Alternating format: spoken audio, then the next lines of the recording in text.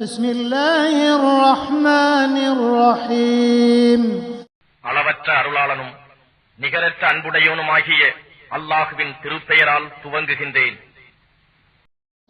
والعصر إن الإنسان لفي خسر காலத்தின் மீது சத்தியமாக நிச்சயமாக மனிதன் நஷ்டத்தில் இருக்கின்றான்.